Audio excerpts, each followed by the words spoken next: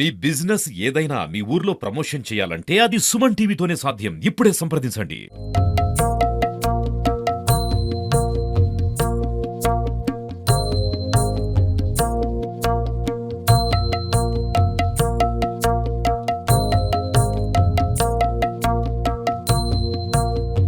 Welcome to Suman TV Sircilla. ప్రస్తుతం మనం రాజన్న సిరిసిల్ల జిల్లాలో ఉన్నటువంటి బీవై నగర్కు రావడం జరిగింది. బీవై నగర్లో గణేష్ నవరాత్రి ఉత్సవాల్లో భాగంగా ఇక్కడ ఉన్నటువంటి హిందూ ప్రిన్స్ యూత్ ఆధ్వర్యంలో మనకు అయోధ్యలో ఉన్నటువంటి ఈ బాలరాముని రూపంలో ఉన్నటువంటి విఘ్నేశ్వరుని అయితే ఇక్కడ ప్రతిష్టాపన చేయడం జరిగింది. సో మనం చూసుకోవచ్చు, మన విఘ్నేశ్వరుడు మాత్రం ఎంతో అద్భుతంగా ఉన్నాడు. ఒక చేతిలో మన బాణం విల్లు పట్టుకొని, అలాగే మీద కిరీటంతో, ఇక్కడ ఉన్నటువంటి ఆభరణాలతో మనకు అత్యంత అద్భుతంగా కనిపిస్తున్నారు. సో ఇట్లాంటి అరుదైన విగ్రహం మన సిరిసిల్లాలో, రాజన్న సిరిసిల్లాలో ఉన్నటువంటి బీవే నగర్ లో ఉన్నటువంటి హిందూ ప్రిన్స్ యూత్ వారు ఎక్కడి నుంచి అంటే మన పర్బాని నుంచి అక్కడ నుంచి తెప్పించి ప్రత్యేకించి ఇక్కడ పూజలు చేపట్టడం అయితే జరిగింది. సో మీరు చూడొచ్చు, మనకి ఏదైతే అయోధ్యలో ఉన్నటువంటి సెట్టింగ్స్ ఉన్నాయో ఆ సెట్టింగ్స్ అన్ని మనకి ఇక్కడ కనిపిస్తా ఉన్నాయో మనం చూసుకోవచ్చు. ఆ స్తంభాలు కానీ పైన ఉన్నటువంటి డిజైన్ మాత్రం, సో మనం అయోధ్యకు ఇట్లా వచ్చామా అన్నట్టుగా మనకు అలా కనిపిస్తా ఉన్నది. సో మీరు కూడా చూడండి, చిత్రంలో చూడండి ఎంత అద్భుతంగా కనిపిస్తుండో గణనాథుడు. ఒకసారి మనం కూడా నమస్కారం చేసుకుందాం. సో ఇక్కడ ఉన్నటువంటి కొంతమంది ఈ విఘ్నేశ్వరుని తీసుకొచ్చినటువంటి హిందూ ప్రిన్స్ యూత్ మన దగ్గర ఉన్నారు. వారితో అడిగి మరిన్ని వివరాలు తెలుసుకునే ప్రయత్నం అయితే చేద్దాము. సో ఇప్పుడు మనం చూస్తున్నాము, అయోధ్యలో ఉన్నటువంటి రామ మందిరం మనకి ఎలాగ అయితే బాలరాముడు మొన్న ప్రతిష్టాపన ఏ విధంగా జరిగిందో, సేమ్ అదే విధంగా రాజన్న సిరిసిల్ల జిల్లాలో హిందూ ప్రిన్స్ యూత్ ఆధ్వర్యంలో, నాగేందర్ ఆధ్వర్యంలో ఇక్కడ ఉన్నటువంటి విఘ్నేశ్వరుని చూడొచ్చు. చాలా అద్భుతంగా సేమ్ మనకు అయోధ్యలో ఉన్నటువంటి సెట్టింగ్ కానీ, అయోధ్యలో ఉన్నటువంటి బాలరాముడి రూపంలో విఘ్నేశ్వరుడు మనకు దర్శనమిస్తున్నాడు. చాలా అద్భుతంగా మనకు కనిపిస్తుంది.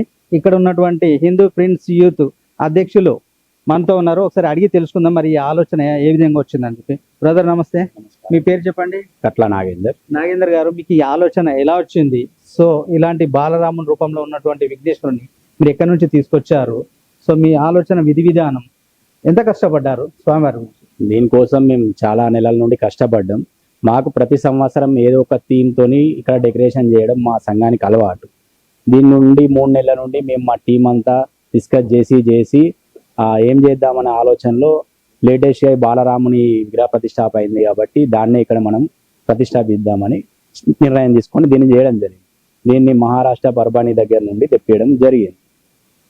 ఇది మాకు ప్రతి ఇయర్ మేము ఒక 15 ఇయర్స్ నుండి రకరకాల థీములు, ఒకసారి పర్ణశాల కానీ, మొన్న లాస్ట్ ఇయర్ శబరిమల, చంద్రయాన్ 3 కానీ, బద్రీనాథ్ వేసాము, కేదార్నాథ్ వేసాము, షిరిడి వేసాము. ఇలా మాకు ఎప్పటికప్పుడు కొత్తగా మేము ప్రజలకు ఏదన్నా ఒకటి మా సంఘం తరపున చూపించాలని మేమందరం కలిసి ఈ వర్క్ చేయడం జరిగింది. సో వచ్చే భక్తులు కానీ ఏమంటున్నారు? వచ్చే భక్తులు అయితే అందరూ మాకు అయోధ్య రాముని చూసినట్టే ఉందని చెప్తున్నారు. పోయి వచ్చిన వారు కూడా మీరు యాస్టీ దగ్గర వేసేసారన్న సేమ్ అట్లనే ఉంది. మేమన్నా అక్కడికి దూరంకి వెళ్ళి చూసినాం కానీ ఇక్కడ మాకు దగ్గరికి అవకాశం కల్పించిండ్రు. అదే ఫీల్ వస్తుంది, మాకు చాలా పీస్ఫుల్గా ఉందని ఫీడ్బ్యాక్ అవుతుంది పబ్లిక్. సో ఇక్కడ ఉంటుంది, మనం చూస్తుంటే ఈ సైడ్ సెట్టింగ్స్ కానీ, స్తంభాలు కానీ, అలాగే సేమ్ బాలరాముడి రూపంలో ఉన్నటువంటి ఆ హైట్ కూడా సేమ్ అదే విధానంలో ఉందంటారా? యాస్టీజ్ అలాగే ఉంటుంది. మేము హైట్ కూడా మనం అప్పుడు గూగుల్లో సెర్చ్ చేసి యాస్టీజ్ ఎలా ఉందో అలాగే వేసాము. ఈ గద్దె కానీ, పిల్లర్స్ కానీ మినిమం 60-70% యాస్టీజ్ రీచ్ అవ్వడానికి మా ప్రయత్నంతో చేసినాం. రీచ్ అయినామని కూడా మాకు పబ్లిక్ నుండి ఫీడ్బ్యాక్ అయితే వస్తుంది ఇప్పటి వరకు. సో చిన్న నువ్వేమంటావు? బాగుంది. ఎలా ఉంది? బాగుంది. మీరు చెప్పండి. అంటే ఇది అందరి కృషి, అందరం ఆలోచించుకొని హైదరాబాద్ మందిరం ఎలా ఉందో అలానే యాస్టీజ్ రావడానికి కష్టపడ్డాం. చాలా మంది భక్తులు అంటున్నారు, మాకు ఇక్కడ ఉన్నటువంటి విఘ్నేశ్వరుని చూసినట్టయితే మాకు అయోధ్య బాలరామునితో పాటు విఘ్నేశ్వరుని చూసుకున్నాము అనే ఒక సంతోషం వ్యక్తం చేస్తున్నారు. మీరేమంటారు? మాకు కూడా హ్యాపీగా ఉంది. చేసినందుకు జనాలు కూడా మంచి ఫీడ్బ్యాక్ ఇవ్వడం వల్ల మాకు కూడా హ్యాపీగా ఉంది. చాలా అంటే ఎప్పుడు కూడా మీరు కొత్త వెరైటీ, కొత్త దానాన్ని ఎంచుకుంటారని తెలిసింది. 100% ట్రెండింగ్ లేదంటే దాన్ని ఫాలో అవుతుంది. దానికి మనం చూసుకున్నట్లయితే అయోధ్యలో ఉన్నటువంటి ఆ బాలరాముని విఘ్నేశ్వరుని రూపంలో చూస్తున్నట్టయితే మనకు కనిపిస్తా ఉంది. ఇప్పటికే భక్తులు కూడా చాలా మంది తండోపతండోపాలుగా వస్తున్నారు.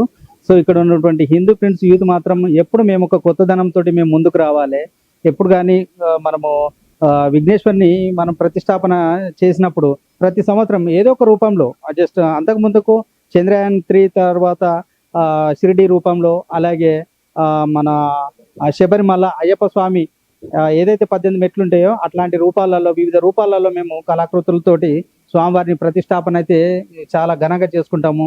ఈ నవరాత్రులు మాత్రం అత్యంత భక్తి శ్రద్ధలతోటి యువత అయినటువంటి మేము దేనికి తీసిపోము.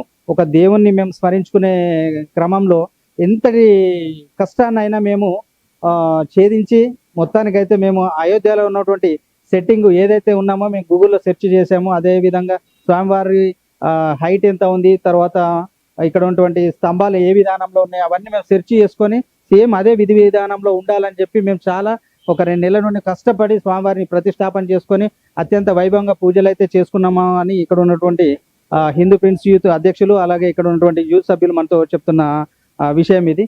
సో మొత్తానికైతే మనం అయోధ్యలో ఉన్నటువంటి బాలరాముని, అలాగే ఆ రూపంలో ఉన్నటువంటి విఘ్నేశ్వరుని అయితే దర్శించుకోవడం అయితే జరిగింది. కెమెరామెన్ రవితో సతీష్, సుమన్ టీవీ, రాజన్న సిరిసిల్ల.